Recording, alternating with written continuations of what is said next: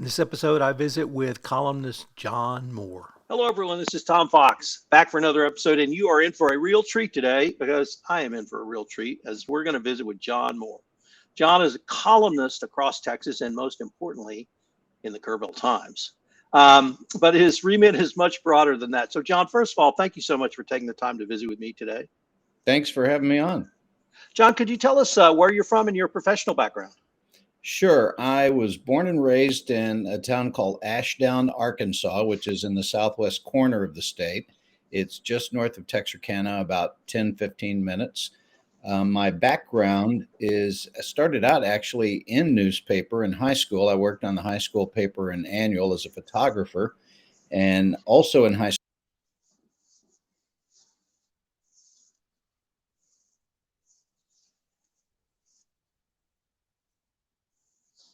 my senior year, I was hired at the local radio station, casting from 79 to about 99. And my degree is in journalism. So I left broadcasting and spent about 20 years working in different areas. I worked in law enforcement. I worked in healthcare using my degree as a public information officer.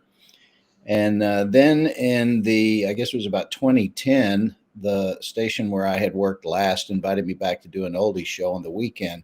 And I did that for about 5 years. So my total in broadcasting is about 25 years. But my first love and my current love is print. I like writing. I'm much the same way. I'm a lawyer by professional training. And although I podcast extensively now, I still love the written word. So anytime I can sit down and write something, I really enjoy it. You had a really interesting career kind of throughout East Texas. And for those who may not be from Texas, sorry for that are listening to this podcast, every part of Texas is unique. And I think East Texas is one of the most unique parts. It is generally the oldest by settlement and really has an almost Southern culture. At least that was my impression looking in as someone from Central Texas. But I was wondering if you could give a few words about your thoughts on the culture of East Texas and why you find it so endlessly fascinating. East Texas is unique, just as Texas is unique. You know, people have a hard time understanding when they're not from Texas, when you tell them you're going to, say, Del Rio or El Paso, and it's going to take a couple of days to get there in a car. They have no sense of how big the state of Texas is. Now, it's not as big as Alaska. Alaska's huge, but Texas is huge. So consequently, it's much like the rest of the country in that you don't have to go very far before culture becomes different. You have different people who settle in different parts of the state of Texas for different reasons. Here in East Texas, the big draw is medical and research. So there's a lot of people that may not want to live in Dallas, say, or they don't want to live in Houston, but they can live, say, in Tyler or in Longview. You know, Tyler is now getting a medical school, which is a very big deal.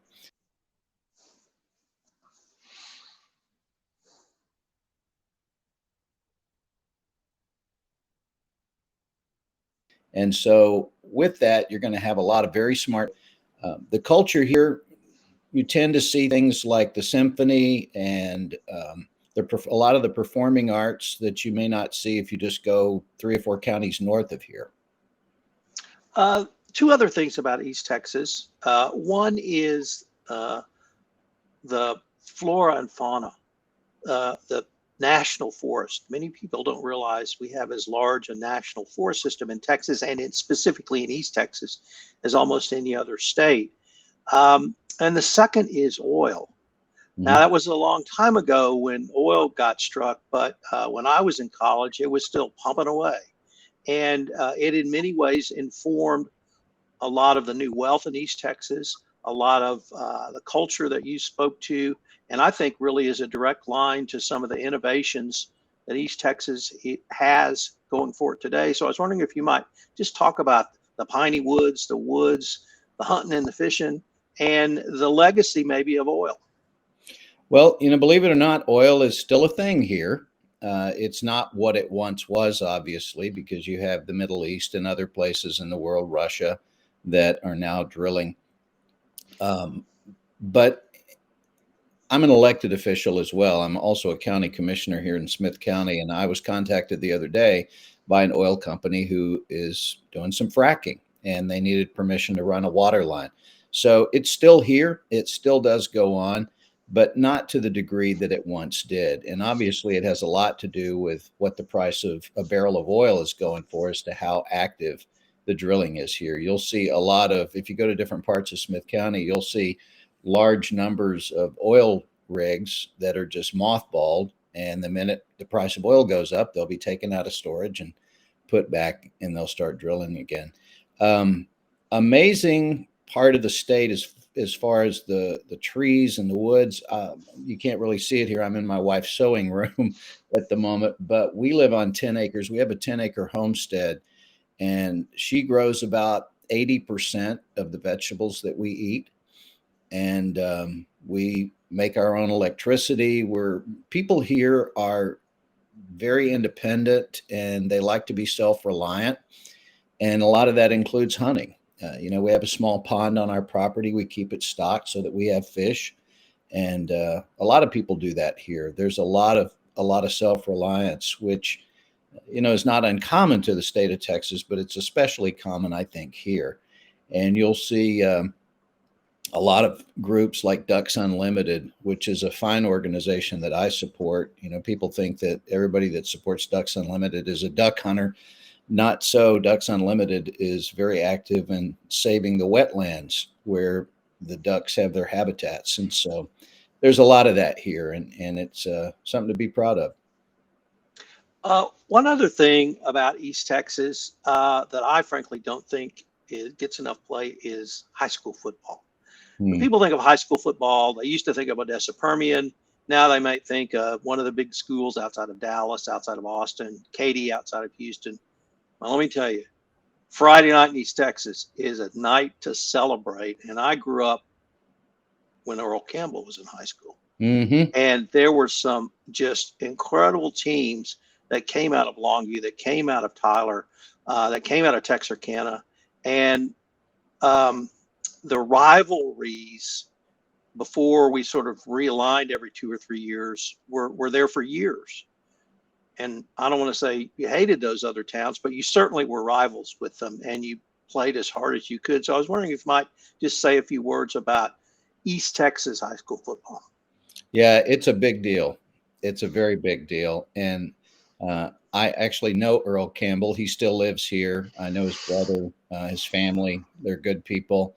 And I've actually had the opportunity to work with Earl on a couple of occasions for promotional purposes. The football era that you're talking about actually goes back to when I was also in high school. In 1971, Ashdown Panthers, where I went to high school, had an undefeated season. And from that team, a guy named Ernest Roan was drafted by the NFL and went on to play for the Dolphins. So it's not just East Texas. I really think it's just this part of the South and even East when you get over into Louisiana and Mississippi and Alabama and high school football. You have to realize in the state of Arkansas, there are no professional sports teams of any kind. So the Razorbacks are everything when it comes to football. And where do the players come from for the Razorbacks and the other college teams? Well, they come from the high school teams. And so it's sort of a farm system in many ways and I don't think you see it as much as you used to, where people would be completely dedicated to only playing for Arkansas because they're from Arkansas, or Texas if they're from Texas. People go where they want to now. But it's still a very big deal here. You can turn on the radio on a Friday night during football season here and catch pretty much any big game that you want to catch. There's some station covering it. So my hometown had when I was in high school, we built a 5,000 seat stadium, and it was sold out every Friday night. And there was occasionally we had to go over to College Station to play at A&M Stadium when we had really good teams. And it's not just the football team; it's everything around it. it's the drill team, it's the cheerleaders, it's the band, it's the anticipation. It's not just the students. It is former high school alumni, and indeed it's the whole town. And we would see the mayor out, on Friday night to come to our games, and it was just a huge event, especially for Team Hams to be playing well. In preparation for this podcast, you told me that you had a 442 convertible. So Yes. I have to ask you about that. Sure. One of the greatest Oldsmobiles ever made. Tell me about your fond remembrances of having a 442 convertible. Well, it actually wasn't that long ago that I had a 442 convertible. When I was in high school in the 70s, you basically either got your grandmother's car or you got whatever car that you could afford to buy. And the used car lots back then were full of cars that, had been something somebody wanted, but now they're 5, 6 years old. So they trade it in, they go to the car auction, they wind up on the lot. So my first car that I ever had in 70, I guess I got it in 75, maybe 76, was a 66 Mustang, which today that's a very big deal. But you have to remember, Ford made millions of Ford Mustangs. And so a 66 Mustang in 76 was a 10-year-old car. It was just a used car, and there were lots of them. But I loved that car. And the next car I had was a 72 Cutlass Supreme, Olds Cutlass Supreme. And it was a great car. But unfortunately, when I was in college, gasoline reached the point where I couldn't afford to feed it anymore, and I had to trade it off for an economy car. This was in the early 80s. Wished I'd never done it.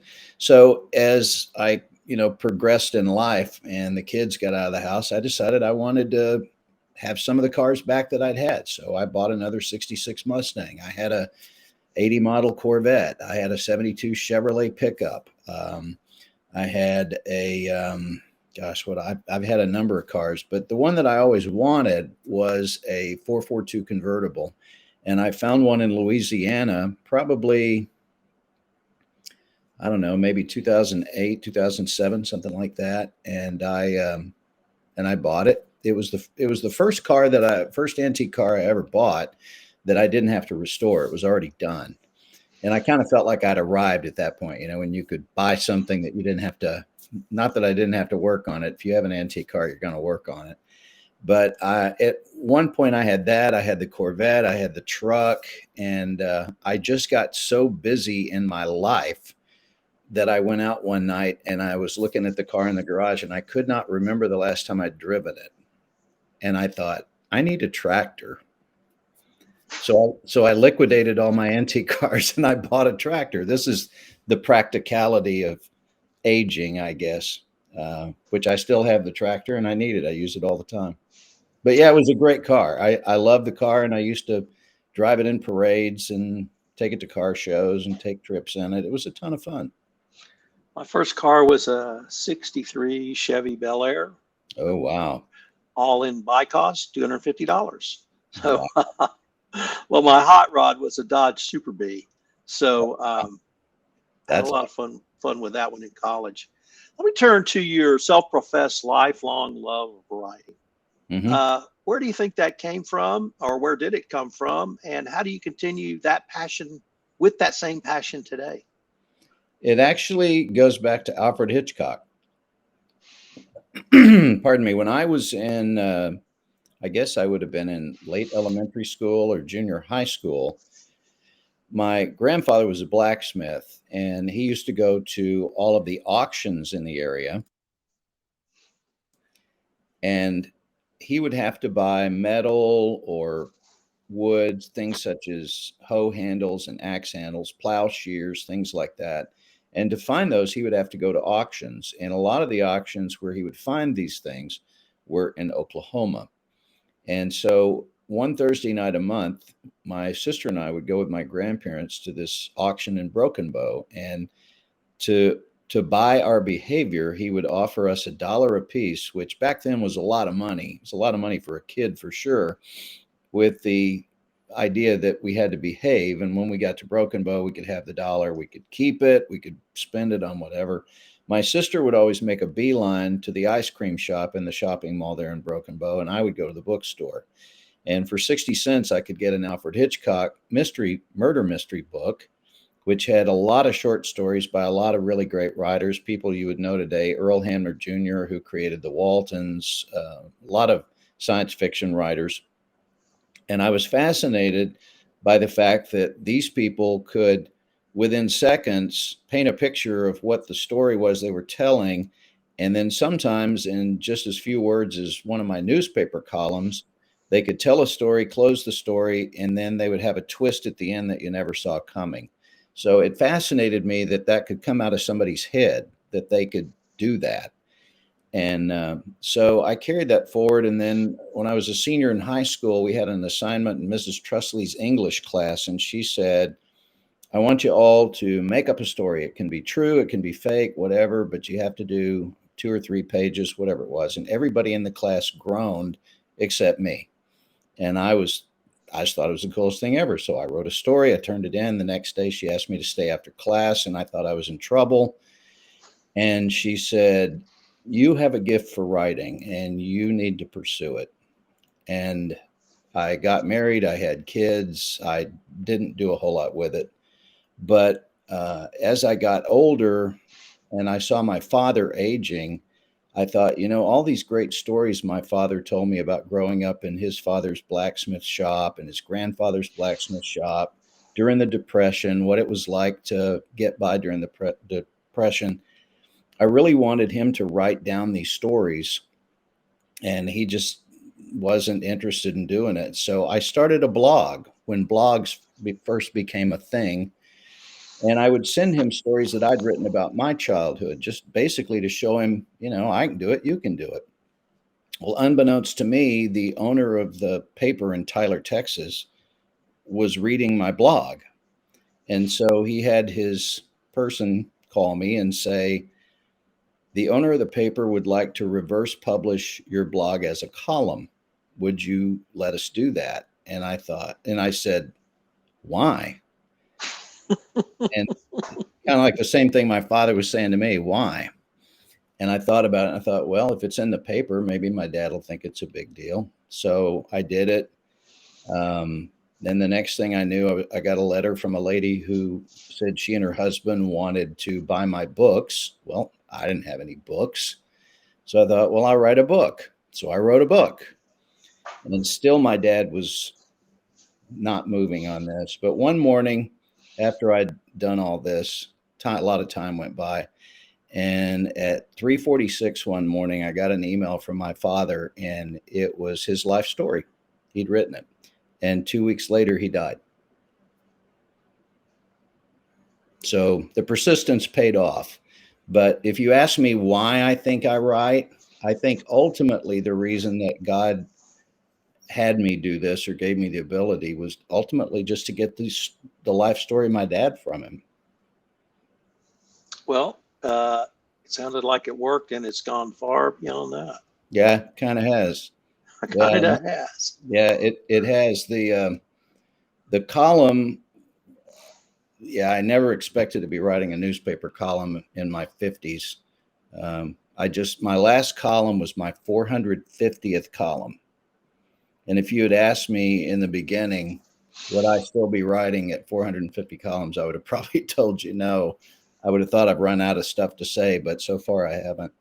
But other newspapers, I guess, saw the column and contacted me, and I think I'm in 26 or 27 papers now in Texas, Arkansas, and Louisiana. Before I ask the next question, I have to stop a minute, though. You said something that really struck me, and it was about going to Oklahoma. Mm-hmm. And so I'm from Texas, and we think of East Texas, but it's really not East Texas. It's almost those 4 corners, Oklahoma, Mm-hmm. Arkansas, Louisiana, and Texas, that there are more alike than the rest of those states. And it's not that we don't cross borders here in the United States to go to from state to state, but the cultures in southwestern Arkansas, southeastern Oklahoma, northeastern Texas, and northwestern Louisiana It's just really kind of one cultural milieu. Mm-hmm. It is. I think the litmus test for me is if someone knows what chocolate gravy is, then they're from my neck of the woods. People ask me, I left Arkansas in 80 and moved to, actually, I left Arkansas in 87, early 87. I moved to Texarkana, Arkansas in 80. And people ask me all the time, what's it like in Texas? And I say, well, where I live in Texas, it's really no different. It looks the same as where I grew up in Southwest Arkansas. The people are essentially the same. The morals are the same. People are very much people of faith here, just like they are where I grew up. And, one of the first things you're asked when you move to a town in this area is, where do you go to church? Probably true. A lot of people watching this, probably listening to this, probably know what I'm talking about. We do. We do. Believe me. Let me turn to your column now, because that's how I was introduced to you. And as I said, I live in Kerrville, and it's syndicated in the Kerrville Times. Mm-hmm. And I wanted to just maybe ask you, what were 2 or 3 of your favorite columns? And I'll tell you 2 or 3 of my favorite columns that you've written. Wow. Like I said, I've done 450 of them. I would say the one I wrote about my grandfather's blacksmith shop. I don't know if you've read that one.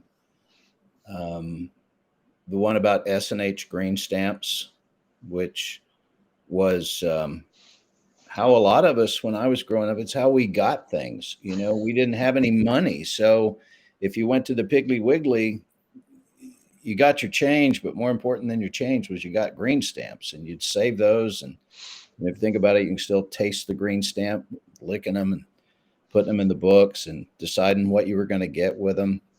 I guess that one, the canning jar quest. My mother collected what were called lightning jars.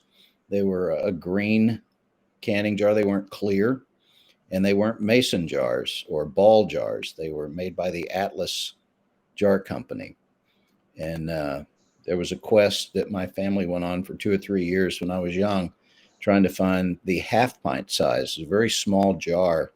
And it was almost this mythical thing. The old people would tell us it existed, but it was like the Holy Grail. Well, does it really exist, or is it just a myth? But anyway, that story's in my first book. I've written 3 books now. And most of the articles that are in my books started out as columns.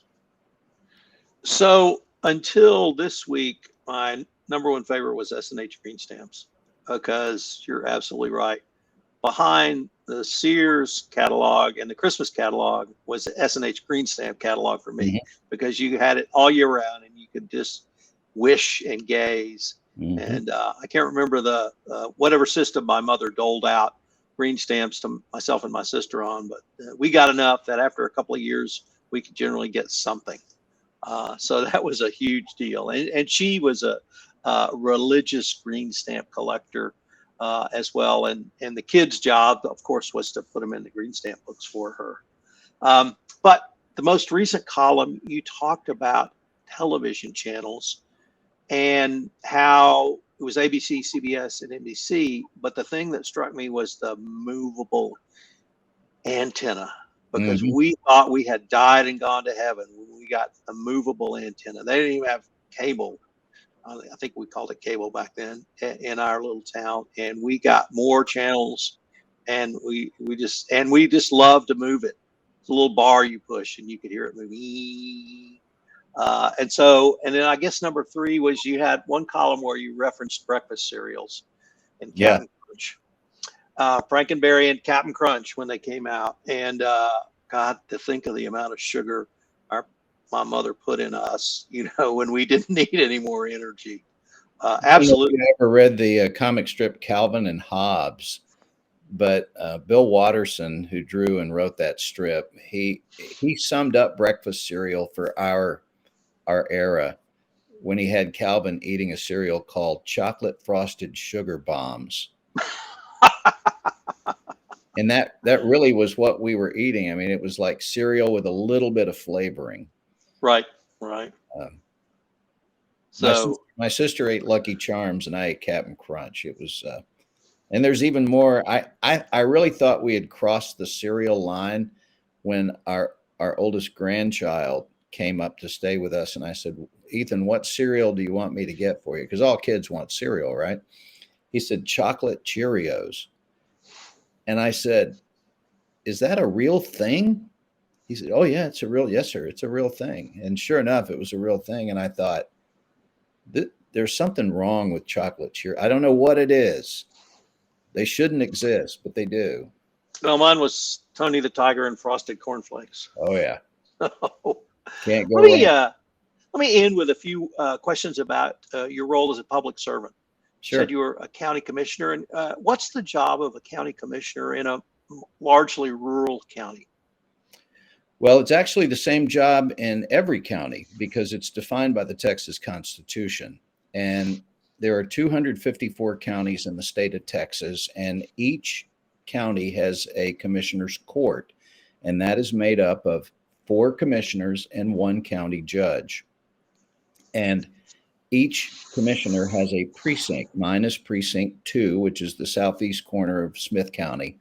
And I am responsible for making sure that there is enough, that we're taxing at the right rate so that we have enough money, not too much, not too little, to pay for county services such as mainly roads, bridges, and departments. You know, we have a lot of employees in county government here in Smith County. We're just under 250,000 people here in Smith County, which is a good sized county. You have some counties, I think it's, is it Loving County, I think, in West Texas has 67 residents. So think about that. But they still have a commissioner's court. They have a county judge. And the commissioner's court is responsible for making sure that all county business is handled. The unfortunately, now we are at the end of our time, but I wanted to ask before we leave, if our listeners wanted any more information on yourself or your books, what would be the best place or places they could go? Yeah, I'd love to hear from them. I hear from people all the time. The website is thecountrywriter, WRITER.com. And I think there's a link to my books there. I have 2 books, which are called Rite of Passage, WRITE, A Southerner's View of Then and Now. And it's about growing up in the South in the 60s and 70s. And then my latest book is a book of puns, and it's called Puns for Grown People. And you can find them there. They're also available on Amazon and Barnes and Noble. You can just look up my name and Rite of Passage or Puns for Grown People. I've been surprised at how well the pun book has sold. One of my favorite books jokes. growing up was, I think it was Bennett Cerf's Book of Atrocious Puns. So absolutely. Absolutely. Yeah. Well, John, thanks so much for taking the time to visit with me, and I hope we can continue this conversation. Sure, Tom. Thanks for having me. I appreciate it. This is Tom Fox again. Thanks so much for listening to this episode of the Hill Country Authors Podcast. If you're an author in the Hill Country and you'd like to be featured on this podcast, please give me a shout. I'd love to visit with you. You can email me at tfox@tfoxlaw.com. The Hill Country Authors Podcast is a production of the Texas Hill Country Podcast Network.